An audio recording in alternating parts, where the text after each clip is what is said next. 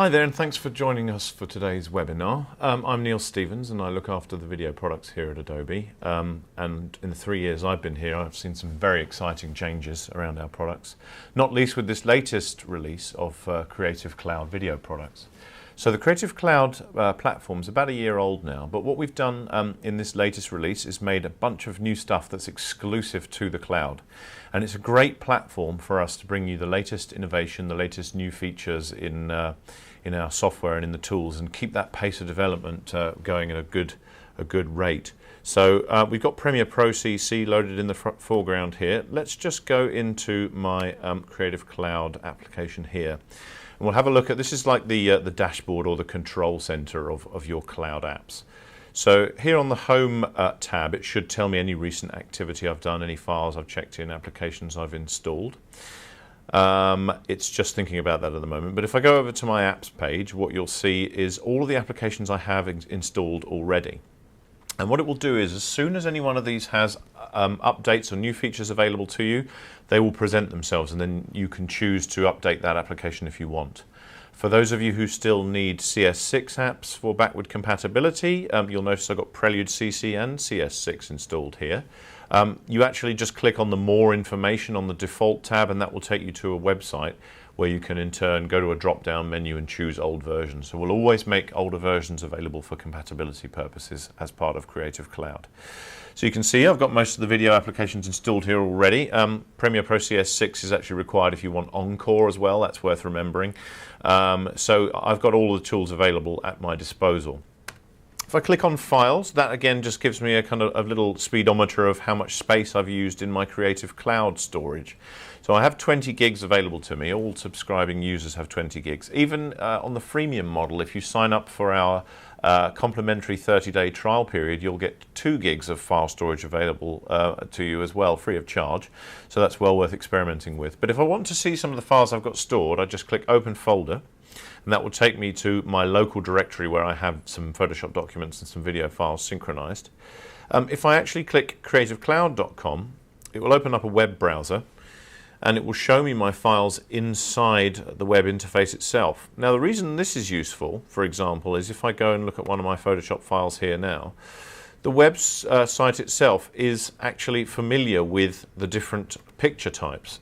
So for example, if I go to this PSD file here of these clouds, I can see the layers in the document, you see? So I can actually preview and audition those layers inside the website, even without having Photoshop installed. Obviously, functionality that I would have if I do have the clients available to me. So that's kind of handy. And upcoming very soon is the ability to be able to share those files and share those directories with your fellow co-workers. So we can do that from in here as well. That's coming soon. You get all of the fonts available through Adobe Typekit as well, so a massive amount of fonts all come as part of the subscription, and they will synchronize to any machine that you're logged in and signed into. And also you can now begin to collaborate and take part in the Behance network, so you can make sure all of your work and all the stuff you're delivering is visible by as many people online in what's really a sharing community of creatives.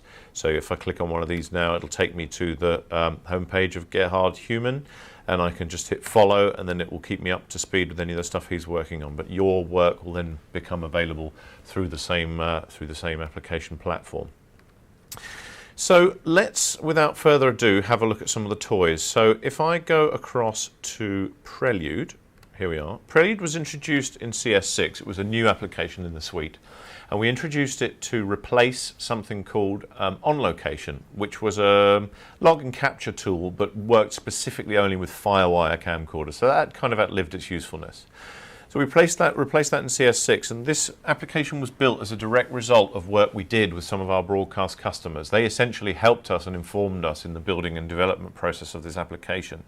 So really this is a tool that does all of the sort of repetitive tasks that are involved in a production scheduling or production video ingest rather, in a very efficient manner. So if you've gone out and shot a whole load of rushes and you've got a folder full of gigs and gigs of stuff, how do you work with it? How do you kind of get through it?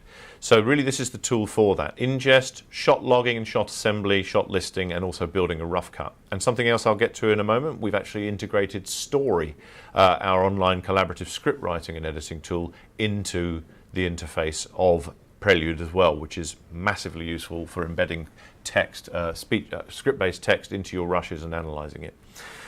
So if I go ahead and hit the ingest tab, what Prelude will show you is a list of all the mounted disks on the system just over here on the left. Now, Prelude natively understands, as does Premiere Pro, any type of native video asset. So if I go in here and I drill down into one of these directories here, I have a bunch of stuff that was shot on the Canon 5D, but it doesn't matter. It could have been shot on a Sony XD or F65 or Panasonic P2, whatever format you're shooting to. Our applications understand these files natively, and it also hides from you all of that sort of level of complexity that you might see in the directory structures when you mount one of these camera cards. You often end up with tons of different folders with strange names according to metadata and all that sort of stuff. This kind of gets all out of the way and shows you straight through to your rushes. So I can use what's called the hover scrub function now to just go in and quickly start to look at these clips one by one and get a feel for what's going on in them. And I can quickly tell, based on my knowledge of what happened in this shoot, which files are actually interesting to me. So the active file new in CC will actually come up in bold, and you get this sort of vignetted effect on the non-active file. That's something we've lifted straight from Lightroom. But when I go through and actually scrub along in this clip now, I have the capability of actually doing what we call a partial ingest. So if I mark out just that clip there, that's actually going to copy only that portion of the clip to the disk for me. That's if I choose the option that says transfer clips to destination. Obviously, if the media is already on the disk, as it is in this case, it doesn't make a lot of sense to bring that stuff in. But if you wanted to copy it across, what it will do is a guaranteed file comparison and verify on your files. So you make absolutely sure that bit for bit that every frame you shot on location gets transferred securely over to your disks. You can choose multiple subsidiary ingest destinations as well. So you could do the internal drive, you could do an external USB disk, a network volume, whatever you want. And new in CC, we've actually added the capability to add file metadata on the way in.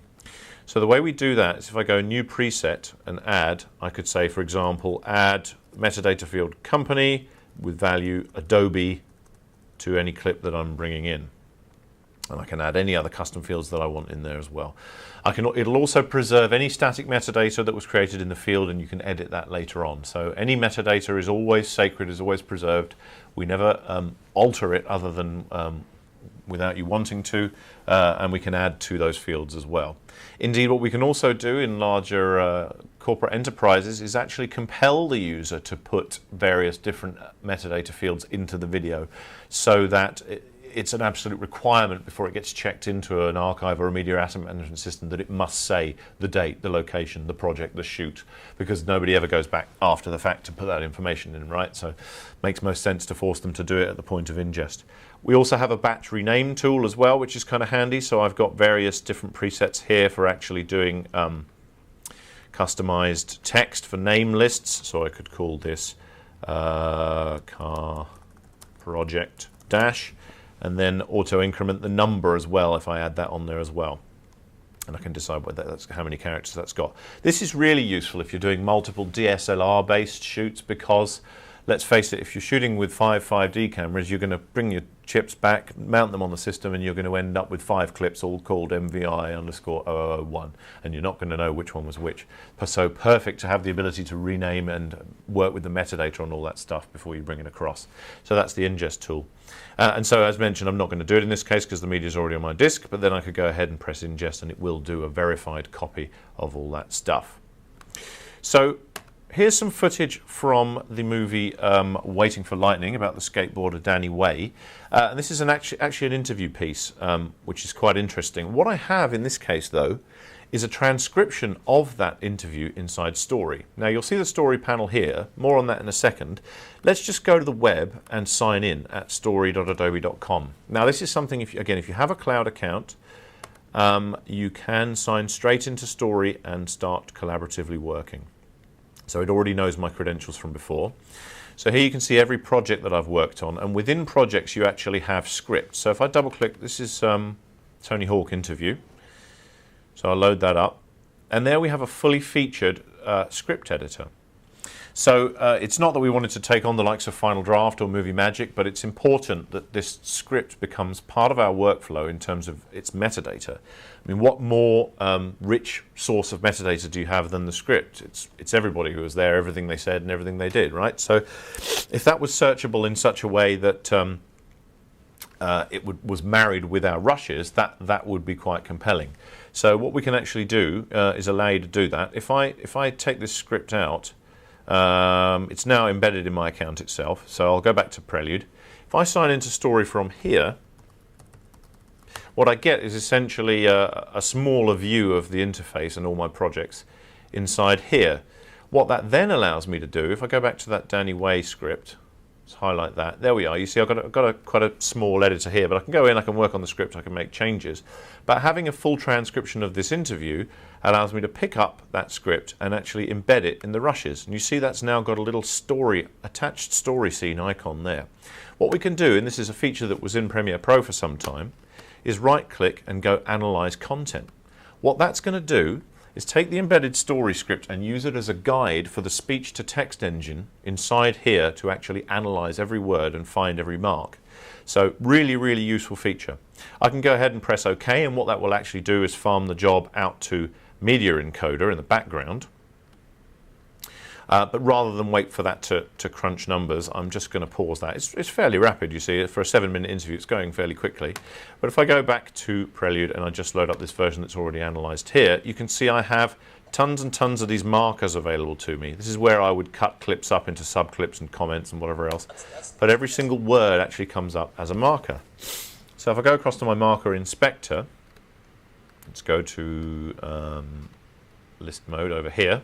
Every single word, that ramp, that moment, what you've heard, comes up as a marker. So for example, if I search for, let's say, the word skateboard, that's going to come up quite a lot in a skateboarding interview, 8 times in fact. Yeah, double click on that. Skateboarding in China as a whole, if the skateboarding becomes popular, skateboarding as.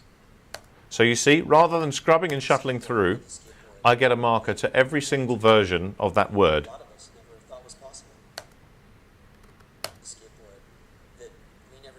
And this is now embedded metadata, as I mentioned. So if I go back to this panel over here, take that clip that now has the story metadata embedded and analyzed and go send to Premiere Pro. That clip now appears over here, and I can do the same analysis inside Premiere. I can search my rushes, assuming I've done an analysis on every one of my clips.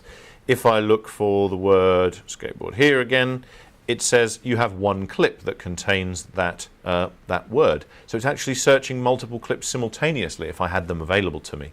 So it's a great way for you to be able to search for takes of a shot that just contain a specific piece of dialogue. So having loaded that up in the source window there, I'm going to open up my metadata panel here, move that across, and you see how I have this complete transcription available to me here, and when I play through, it's sort of like a karaoke effect. You get the system telling you exactly what word you're on. And I can use that to mark out an edit. So, Tony, yeah, it's huge. I mean, it's, I guess, in terms of the history of people trying to jump the Great Wall, it seemed like there was some bike guy that the Chinese biker tried to do it, and he died doing it, let's say, out there. I have marked my shot up by the script without even having to scrub and shuttle and find in points. So if I lift that across to the sequence here, play that back, you'll see it reflects exactly that sentence I've just selected. Yeah, it's and I guess in terms of the history of people trying to jump the Great Wall, it seemed like there was a bike guy, the Chinese biker tried to do it, he died doing it. So there you go, I've managed to select that shot by using the story tool that is embedded both in Prelude and in Premiere Pro. So let's take a look at some more of the cool features in Premiere Pro CC. One thing that was a massive bugbear that we fixed that I'm particularly pleased with is relinking media.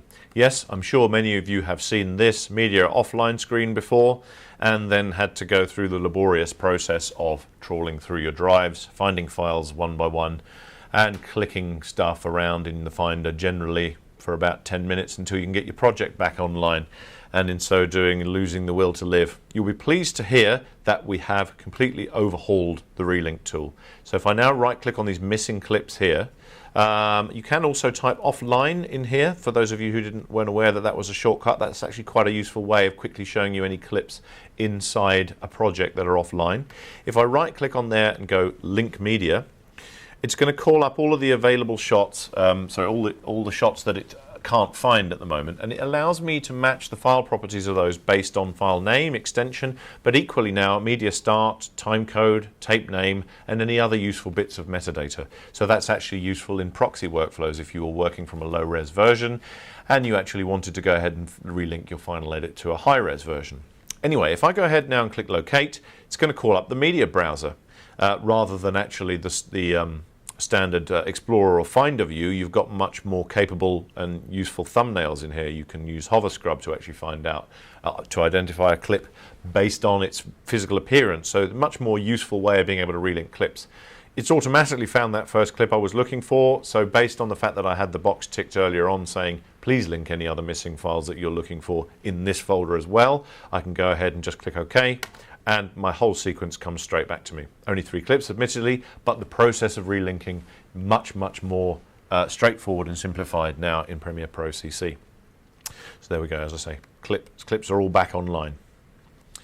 So what other cool stuff's in there? Well, if CS5 was about the Mercury playback engine and the very high performance playback that was under the hood of that particular product, open timelines, native format playback for Red, ARRI, all that stuff, that's obviously still there. In CS6 we tidied up the interface a little bit. As you'll see, we got rid of some of the clutter and the button rows and all that stuff that people never used. CC is really about reintroducing some finessing features, as we might call them, some features that just cost you a couple of seconds several times a day and just make the process of editing harder. So for example then, many of you, I'm sure, have accidentally tweaked the opacity on a clip or some such parameter, and you don't realize you've done it until you've output the final file, and then you realize and you have to go back and do it all again. You now get visual indications on the clips of what you've actually changed. So this little gray FX icon here is telling me nothing has changed on this clip. So in fact, you only have what we call intrinsic effects, so those are motion, opacity and time remapping, but you don't have any additional additional visual effects. So this yellow indicator here tells me I only have intrinsic effects on the clip, but that I have modified some of the parameters. Also, we have the ability to paste attributes of a particular visual effect.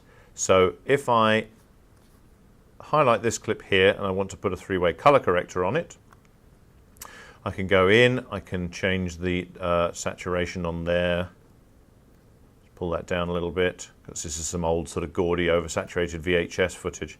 If I go in there and actually copy that, when I want to paste those parameters to here, if I choose paste attributes, you'll now see there's a great feature that allows me to just paste the visual effect information down here, the 3-way, and indeed which effect, without pasting all of the intrinsic stuff over above. So that's again very useful way of working. So a lot of visual feedback on your effects and the ability to quickly paste effects between clips. What you'll also see down here is that we have these new duplicate frame indicators. So again, if you're working with large shooting ratios and you have a lot of footage available and you're not actually necessarily sure whether you've used a clip twice or not, this information here, the blue bar or any color-coded underlying bar, will tell you that that shot's been used before. Also here, this little bow tie affair is actually showing us that that's a through edit, so I can decide to join that, but it just shows me where a piece of media actually started out as one clip and I've actually cut it in 2. What we've also got now is the ability to customize all the track headers. So there might be a lot of information here that you don't actually need. So for example, if I right click in here, I can go customize and I can choose to add or remove any of these button editors if you want. If I want toggle sync lock on there, just drag it across. If I want the toggle track output there as well, that was already present, but I can decide where it goes in the track. Next or last keyframe. Equally, if I don't want any of these things, just pick them up and get rid of them. There we go. So I can now mark keyframes, but not move between them. You can lay it out exactly how you want. I can also resize the tracks as well. If just Control plus and minus, I can resize all of the tracks. I can do the same with the audio tracks. Audio tracks themselves actually are now customizable with button rows as well. So if I go in and customize that, you also have a nice audio meter that's available to you in that track as well. So if I make that nice and big, so we can see that, and just add that back. There we go. I'm able to meter that clip inside the timeline. I can also decide to store presets of various track heights. So there we are, there's my heights 1 that I've stored earlier, but I can save and export and manage presets. All of those presets that are available to you can also be accessed in your Creative Cloud settings. You may have noticed when I loaded this project at the beginning, there was a new option on the splash screen that said sync settings. So that actually allows you to send your application settings to your cloud account and retrieve them on any other system, if that's useful to you.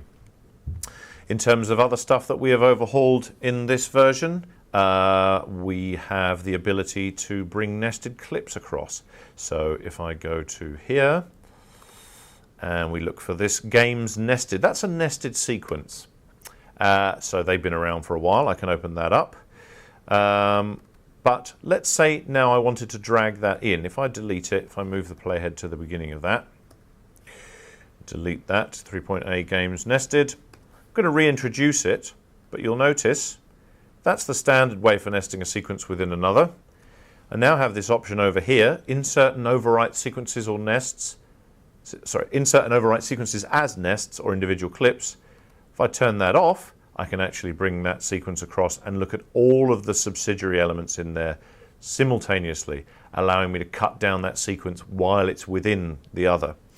My track targeting options have all changed as well. So if I want to only bring in certain tracks of that nest as I bring it in, it will allow me to do that as well. So much more flexibility for being able to nest sequences in there. So the capabilities of the media browser have been improved as well. So the media browser before was fully capable of understanding all sorts of file types from any kind of different camera. Now what it will allow you to do is actually look inside another project. Really useful if you want to actually go in and steal a particular sequence from another project and import that. You see, you can right click, open that in the source or import it. Also, where we improved greatly the multicam capability in CS6, before we had a limitation of only being able to use 4 cameras at once. Now, realistically, it's unlimited. Obviously, you're now just, the only limiting factor is how big is your screen and how far are your discs. You can go to 16 or you can go to 25 cameras. What we've actually allowed you to do in this new version, which is a great new feature, is actually select all of your clips and align them based on create multicam source sequence based on audio. So what it will do is listen to the audio track in each of those takes and line them all up together. There we are. So there's my multi-channel take, and I can now see this is an interview with this guy. There's one small cropped phone version there. So there were 2, one's a red camera I believe, one's a DSLR, one's a phone, and this 4th angle down here is an audio only angle that's been synced up. So if we listen, those are all now in perfect sync to be able to do a multicam cut with. Interview, take 2.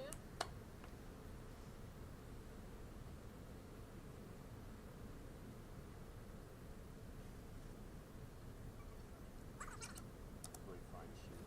We're on the island of Hawaii, first of all. But we're shooting all of the demo assets for Adobe. So that's both still in motion content. So there you go, a really, really powerful, usable multicam mode and set of tools now. So those of you who have played with SpeedGrade that was introduced in CS6 will be familiar with the Lumetri engine, which is our 32-bit floating point color engine. SpeedGrade was a tool that we acquired from Iridas about 18 months ago now, and it really was a, it was a $40,000 grading solution. So it's a really, really powerful set of tools to have available to you within CC. We are striving to get to the stage where we have full integration between Premiere and SpeedGrade, and we're actually sort of some way along that road. What you can actually do is you'll see you've got a bunch of new effects available to you in CC called Lumetri Looks. So if I go in, I can actually just highlight any one of those looks and put that onto an adjustment layer, which that one's quite subtle, but if I sort of load a sepia effect on there or something, you see, I've now just taken the Lumetri engine look, and so any looks that you actually build inside SpeedGrade you can import and load over the top here. These are all of the pre-baked looks that are available to you here. Also, I can, for example, if I look inside my effects control panel here and double click, let's get rid of the sepia. I will load the Lumetri plane plugin itself. It'll actually then go ahead and ask me for a LUT. So any effect, any overlay LUT that you've created in any other application. So it can be a look, a cube, ITX, LUT, FCCP, iLUT, ERLUT, 3DL and text file. I can go in and actually select that and load that over the top. And there we are. I've now got the exact flat response of an Alexa camera. Regardless of what I shot it on, it's got that deep contrast look to it. So the ability to actually do that kind of stuff in Premiere as well really enhances your color workflows. We've made some improvements around audio as well. So if I go into the sequence here, I've got some issues with my audio where I need to actually balance up some of the dialogue. So always we've had tools to be able to do that with keyframes. That's fine. But in this case, I want to be able to actually just quickly balance each individual clip against one another, which is useful because I have introduced the audio clip mixer. And there it is.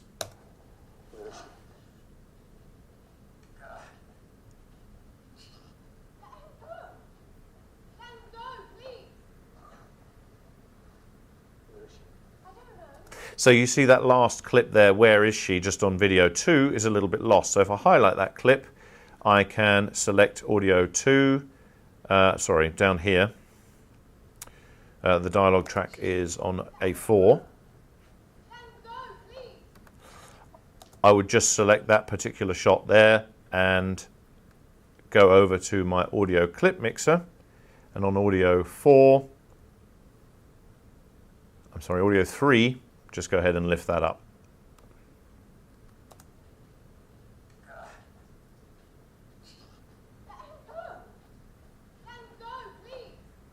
So the ability to actually go clip by clip and balance those clips independently using this clip mixer without having to go into the volume view, which is obviously still available to you, is a much faster way of working with audio.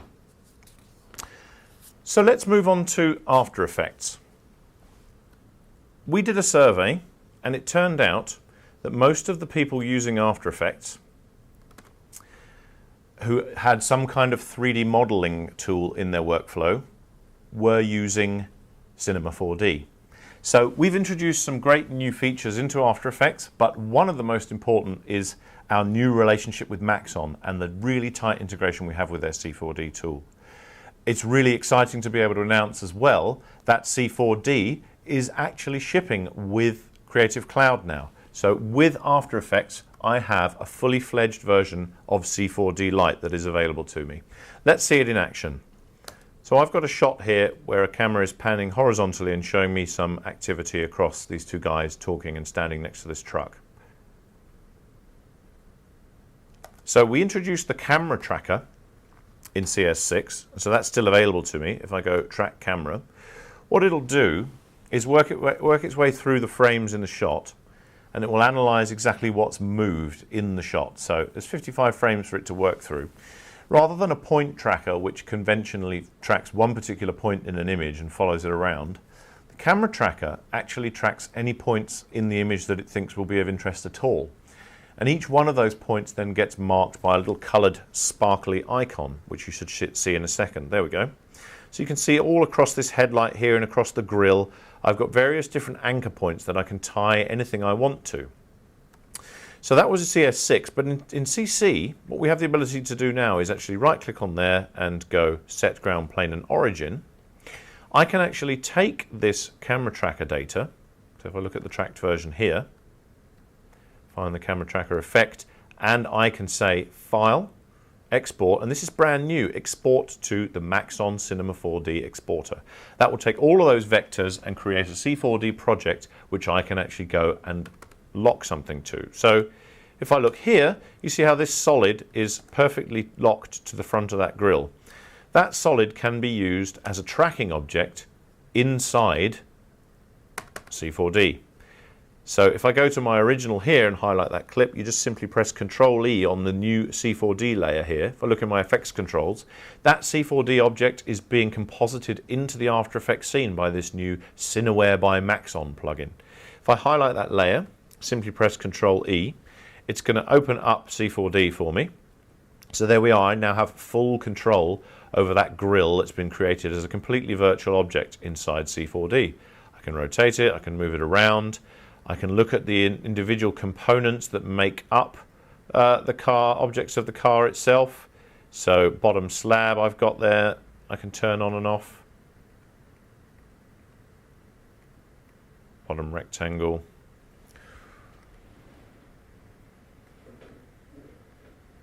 There we are. You see I can turn components of that on and off in the image.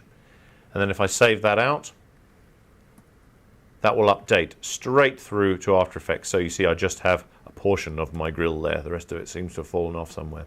But you get total control over this object being locked, complete with all the reflections and all of the camera objects being linked between the two applications. So a really, really exciting new pipeline between After Effects and C4D.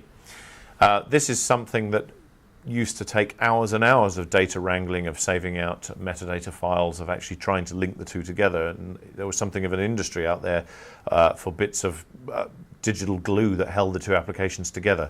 Now you've got total integration of the two applications together on one platform. Very, very exciting new feature of After Effects CC. So let's look at the Roto Brush tool. Now this is something that we introduced quite a while ago in CS5. So this was the ability to actually extricate elements of a shot from a background without having any kind of green screen to work to or whatever. So what I'm going to do here is attempt the impossible and try and extricate these guys and the trees behind them from that mountain scene in the background. Now this is the sort of task where you would do a big face palm if a producer asked you to do this, and you would get ready for several days of rotoscoping ahead of you. Now if I just do a really ugly, cheap and cheerful roto across here, just select all of that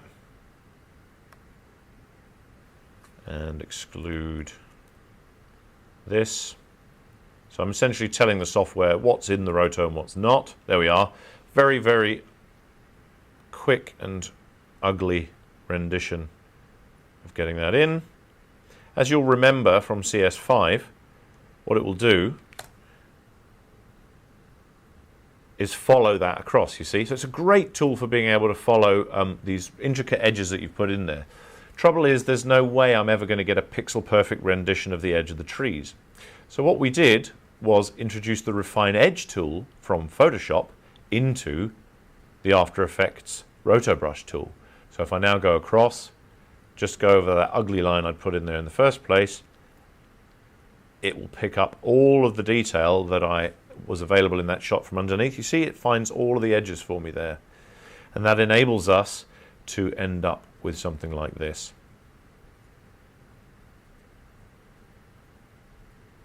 So you see, I've completely removed that mountain shot from the background, and I have rotoed these guys on top, and every intricate bit of detail in the edges of those trees is available.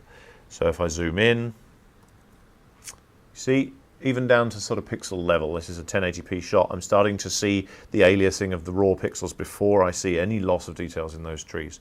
So you can now rotoscope the unrotoable. Very, very powerful stuff. Obviously, you still require quite some level of processing to be able to play this stuff back in real time, but I've got a i7 laptop here with CUDA graphics, and so it's doing its best. What else have we done? We have played with the Warp Stabilizer tool. So the Warp Stabilizer was announced in CS5.5 of After Effects, and then also found its way into Premiere in CS6. That's great for just locking shots off, so quite similar to the camera tracker, but rather than giving you that array of sparkly points on the screen, it will actually go in and crop and scale the image to give you a stabilized shot. What we've done is we've integrated a new tool called Warp Stabilizer VFX. Here it is. And that allows you to selectively stabilize only portions of a shot, which is witchcraft, frankly, but there it is. So here's a shot of a coconut on a beach, nice and shaky. So what I would do, this is quite a long shot, it's several seconds here, so I'm not going to go and do the full camera track, but you would select the camera tracker from here, and you would use those camera vector points to just highlight the coconut to say stabilize only that, but allow the rest of the shot to continue moving naturally as it did in the original video media, and we end up with something like this. Stabilized coconut, but the sea and the activity and the horizon are still moving as they were before, you see. Pretty cool stuff. So what else have we introduced? Bicubic sampling. For the techies among you, this will be interesting. Some of you may have a question mark over your head at this point. All it means is if you're taking low resolution objects and scaling them up quite substantially, whereas before it was possible to actually lose a fair bit of resolution because we used what was called bilinear scaling, we now have bicubic scaling. So this is a noise pattern zoomed in by about a factor of 10,000. So you're actually looking at each pixel of noise, and you can see there's actually noise that's independent in the color channels, but because I'm scaling it up via bicubic, I get much softer edges. This is how it would have looked in the past in bilinear. So it's really just one of those under the hood features that means you're going to get better quality with your original sources when you actually scale them up for output. So tons of cool stuff there in After Effects. A complete 3D modeling pipeline with Cinema 4D, a free version of Cinema 4D Lite that ships with Creative Cloud, Refine Edge tool has been added to the rotoscope, rotobrush, and Warp Stabilizer VFX now allows you to actually selectively stabilize different parts of an image. So now let's move over to SpeedGrade. As I mentioned, this was introduced in CS6 and we acquired SpeedGrade from Iridas. So a very, very powerful grading tool with a 32-bit floating point Lumetri engine, a full set of grading tools, tons of different looks, all sorts of capabilities in here. You've got scopes, all the different ways to do both a technical grade and an artistic grade on a particular piece of media. One of the most popular requests was that we fix the interface. So this was a high-end grading tool. This was used in marbled tabled suites with people wearing white silk gloves before, and it's now literally open to everybody. So you've got people using this on a laptop, which is a departure for us. So the biggest request that you made in CS6 was, please can you make the interface a bit smaller so I can actually shut some things down and fit some things on the screen. So, you know, we heard you. The fact that you can turn off the scopes if you're not using them. The fact that you can actually have much more obvious different points in the workflow through here. So here is where I do my media linking, color, rendering, and then the resultant output as well. All the sort of basic stuff to just get the interface working better so that you can get more access to the tools. So one thing that you'll notice here is that I've got two playheads simultaneously. I've got the ability to actually look at two different points in the edit at once, which is quite useful because there's another shot in here. So it cuts from this lady here, it cuts away to the main protagonist, and then it cuts back to her as well. But this was shot on two completely different days with two completely different sets of lighting, which is a problem because I would have to go in, I would have to start tweaking this shot over here to be slightly more neutral. I could probably, that's got a fairly yellowish tinge to it there, so I'd probably use the scopes to reduce the green amount. It's going to take me some time to eye match these two shots, or at a pinch I could just hit the shot match button. There it is, and that will just completely line up those two shots. So an amazing bit of technology. Excuse me. That tool is actually looking at the histogram of those two pieces of media for you and making sure that two shots look exactly the same. So you've got this slightly low contrast, kind of washed out look now on the two shots. Her eyes are the same hue as each other, and you've got two perfectly matched visual shots with each other there. So if we move now to this other project I'm working on here, we've got a very dimly lit shot of a guy walking through this tunnel here. What I can also do in this new version is actually introduce what we call a grading layer, because I've got quite a lot of overall different dynamic contrast here, and I want to create a sort of cinematic look that works over the whole lot without actually changing each individual clip. So if I pick up that grading layer, load it on here, I can actually trim that out to be as long as I want, and that can go over multiple simultaneous shots. So let's say in this example then I want to look at something a bit washed out. Let's go cinematic, bleach bypass, there we go. So that's really, really dark and dingy there. But why don't I pull the contrast out so that's really flat and fairly whitened out as well. Not a look you might favour, but I can save that as a snapshot. So there it is. So what's useful about these snapshots is that I can also use those in exactly the same way as I did my video footage when I did the shot matching earlier on. What this means is if somebody has built a look for you that's actually baked into a PNG or a DPX file or whatever else, you don't need them to be a SpeedGrade user, you see. So if I want to make that shot look just the same there, I can actually load up a preset snapshot that I've saved. It'll come up on the right hand side of the screen and I can just literally hit, if I go to this clip here, the shot match button, and it will match that moving video to a still frame that could have been created anywhere. So it's great. You can get one of your collaborating producers or directors to build you a flattened look in Photoshop with curves or in Lightroom or however they want. Bring it back in. This is based on just a still frame that you've spat out from the video. Bring it back in and SpeedGrade will do a full grade and a full lineup on that piece of video for you. So that was a brief overview of some of the advancements and developments we've made in the new video tools in Creative Cloud. Very exciting, I'm sure you'll agree. So I'm now going to take any questions from you, but do feel free to try these tools out yourself. You can log on at adobe.com, open an account if you don't have one already, and you can install these tools, no obligation, free of charge for 30 days and give them a good crack of the whip. So thanks very much. I'll open it up to questions.